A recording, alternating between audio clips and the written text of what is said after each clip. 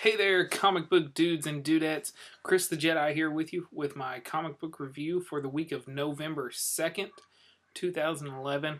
Start off by thanking all my friends over at Arkham Comics. If you're ever in the area, go pick up comic books from them and hang out and just talk about all sorts of stuff. Anyhow, I'm going to get right into it this week. I only had 4 books this week. Which, that's manageable. I wish I could get it down to where I only had 3 or 4 books every week, because sometimes I end up with so many books. But yesterday when I got home, I'd been home for just a little bit, and there was a knock on the door, and it was UPS, and Ex Machina #1 had come in. So I have that, plus my comic books to read. So, I'll be getting an Ex Machina review up really soon. I've already started it, and it's addictive. I had a book in my bag, in my bag that I carry for work, and I took it out and I put Ex Machina in there because it's just so addictive. Anyhow, so here we go with the comic books for this week. Batwing #3. Judd Winick and Ben Oliver is the team on this book. And this is still great. This is a book, I read so many books, and there are some of them I'm like, I could just wait till the trades come out. So I've been trying to come up with a few that I could cut, and this one I was like, Batwing, I don't have a history with that book already of already loving that book, so I think it's one of the ones I may cut. And then after this week, there's just no way I can cut this book. This is incredible. There's this serial killer. Actually, he's just like a superhero serial killer. He's just wanting to kill this one set of superheroes. And he's going around and he's just, his name is Massacre, and he's just been killing and killing and killing a lot. And so in the last issue, we see Batwing teaming up with Thunderfall.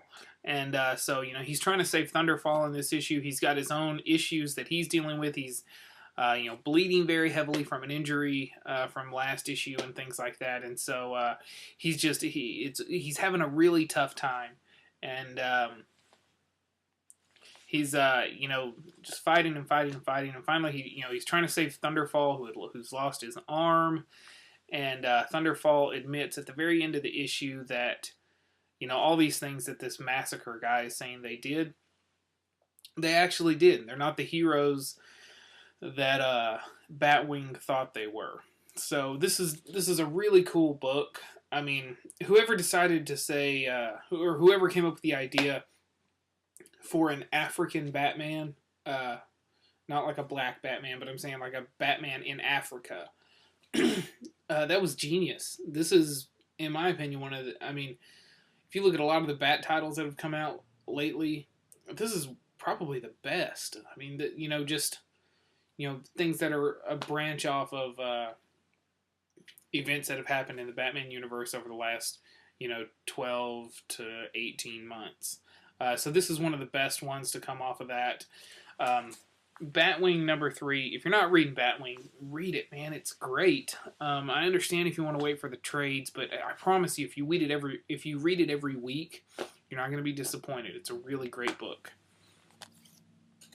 Next, Detective Comics #3, Tony Daniel, Sandu Floria.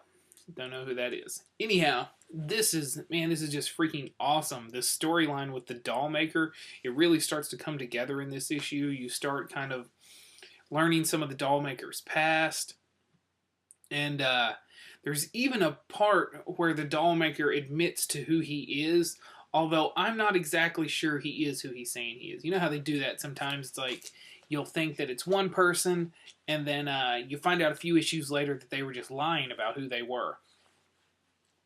So I'm not entirely sure that the guy who admits to being Dollmaker is Dollmaker. Either way, this is cool. This villain is coming along, and he sews people together and makes these weird, other things. And he's got a price out on Batman's head, and he's trying to get him. And so it's really cool. He's kidnapped Commissioner Gordon. The little girl that they were looking for, Sophia, I believe was her name. Little spoiler alert here. He's actually already turned her, to his side. And there's even a point where she beats up a cop or kills a cop or something. And he's like, she says something about, father would be proud or something. She mentions, calls him father. So she's already on his side, even though he hasn't really cut her up yet. You see at the very end of this, though, now if you remember Detective Comics #1, the very end had that panel, that whole page panel that had the Joker's face kind of hanging on the wall there. Well, at the end of this, you see that the doll maker has constructed several Jokers. So it's really good. Man, Tony Daniel and David Finch, in my opinion, are doing some of the best work on Batman right now. It's great. Scott Snyder is good, but these two are just killing it every week. Every month. And it's a really good read. So Batman Detective Comics #3. Awesome book. Make sure you pick it up. Now, Superman Action Comics #3. Grant Morrison, Rags Morales. This is the best. This is the second best Superman story I've ever read. The best was All-Star Superman, which was also written by Grant Morrison. So I love the way that Grant approaches Superman. And this is just incredible. You see at the beginning of the issue, he's in his apartment, and his apartment's being searched by the police, and he's just kind of beaten up, and he's tattered, and you can tell he's been battling, and his landlady finds out he's Superman, and it's cool. It's kind of heartwarming, the relationship he has with his landlady, and the fact that Grant Morrison can put all this action in there and make it really cool, and also make it a bit heartwarming, is just a testament to how great of a writer he really is. A lot of people are pissed with him because of his Batman R.I.P., but I love him. I love the dude, and he to me, he's written what are to me the two best Superman stories ever told, and that's All-Star Superman and then the new Action Comics. This is really great. In this, you have almost a Spider-Man kind of thing going on, where the city is kind of starting to boycott him, and you have someone coming in that's playing the victim role, a lot like you do with Spider-Man and J. Jonah. So that was really cool to see that in this. Like I said, I love where Grant Morrison is taking this. So Action Comics #3. Man, go out and pick this up. This has just been a great, great book. Now, pick of the week. Amazing Spider-Man 673. Yeah, 673. Last week, ASM was my pick of the week, and this week it is also. Dan Slott and Caselli. I don't remember Caselli's first name. It's not Humberto Ramos, that's the guy that's been doing all the art that I really, really love. And the art was good in this. I prefer Ramos, so I hope he's coming back soon. I don't know what the deal was with him not doing the art on this issue. I really hope he's coming back soon. I walked in the door from work, and I picked this up, and I finished reading it. It was the only one I didn't read last night.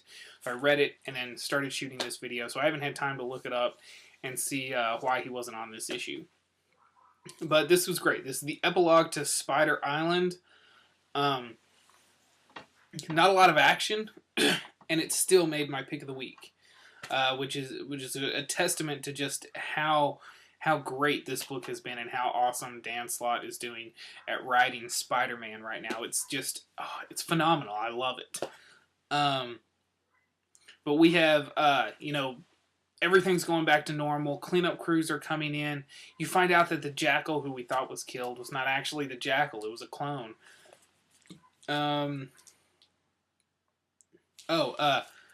Aunt May and Jay, they head off to Boston finally. Carly, oh man. Peter and Carly break up. She figures out that he's Spider-Man. Now, I think it's in ASM 641. There was a spell put on Spider-Man that would make it to where no one could ever find out his secret identity again. They did that. He did that so that you know, if people don't know who he is, then they can't go after his relatives. So they can't go after, you know, his loved ones and stuff like that. So anyhow, a few issues back, when he's hanging from the light post and he's like, you know, hey, you all have spider powers like me. Apparently to the spell, that was kind of an admission of who he was, and so it was broken, and Carly figured out who he was. I liked Carly, but I wasn't partial to her. I just didn't think she was an awful girlfriend for Spider-Man. I'm really, really excited to see what they do with Peter and MJ, because, like I said, the Spider Island story was my first attempt getting back into Spider-Man, and so I haven't seen Peter and MJ together in years. I mean, years. I haven't read Spider-Man in a long time. So I'm anxious to see what they do with the two of them. Madam Web offers Spider-Man an out. You know, says, hey, you know, for all your help, you know, restoring the balance to the life web, we're going to give you an out, and you cannot be Spider-Man anymore if you want to, and the web will choose someone else. But he says no. He's like, you know, this is the greatest gift I've ever been given, and my Uncle Ben taught me better than that, and it would be irresponsible of me to give up this gift. So I thought that was really awesome. I was reading this, and I was hoping that's where Peter was going to go with it, and he did. And so it was really great. You see at the very end, you know, Peter's kind of complaining because he thinks the city doesn't appreciate him, and Mary Jane's getting his attention, trying to have him focus on the Empire State Building because they've lit it up red and blue. Kind of a way to say thank you to Spider-Man. So, this was freaking awesome. I am so stoked about the trade coming out, because I'm pretty sure the trade will include all of the side issues as well. Maybe they'll do like a 2-part trade and get all the side issues in there, all the little one-shots and little miniseries and things like that I didn't get, just because I'm not going to waste a whole lot of money on Marvel Comics. But this is just, man, Amazing Spider-Man. This is a great, great tale. I'm enjoying the storytelling. I'm enjoying the art. I hope Ramos comes back with the next issue.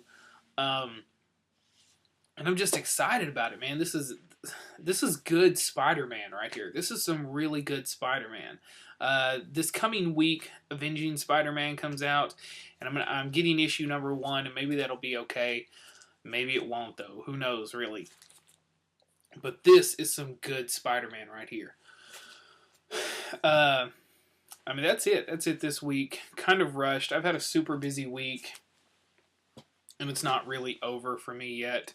But I did want to get this review up. I appreciate everyone who watches. I tried to go through the other day and accept friend requests that I had gotten and things like that. So if you send me a friend's request or something and I don't get back to you immediately, don't get upset and, you know, think I'm kind of a jerk and I'm ignoring you, because I'm not.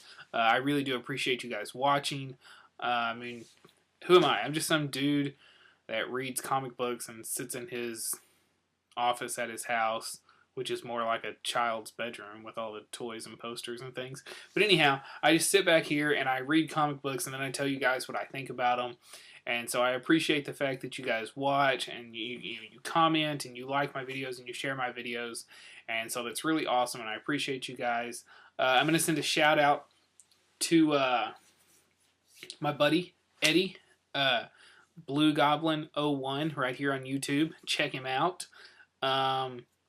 Lady Eon, which is Sarah Jackson from Arkham Comics. And I didn't look this up, and I hope I'm remembering it correctly, but I believe it's Action 269, which is Ken Jackson from Arkham Comics as well. Follow those people on here. They post cool videos and stuff, and they're good friends, and they're just cool people to know. So anyhow, everyone enjoy your weekend. It's Thursday. I'm getting this recorded earlier. I still have no idea when I'll have the time to sit down and put it up, but I'm getting it recorded a little earlier. Thanks for watching. Subscribe to my channel. Let your friends know that, there's a guy out there who does a comic book review that you sort of enjoy or something, just whatever. Or if you don't enjoy it, you just like to watch it to see how awful I do it. Reviewing comic books, and that's fine too, just as long as, I don't really care.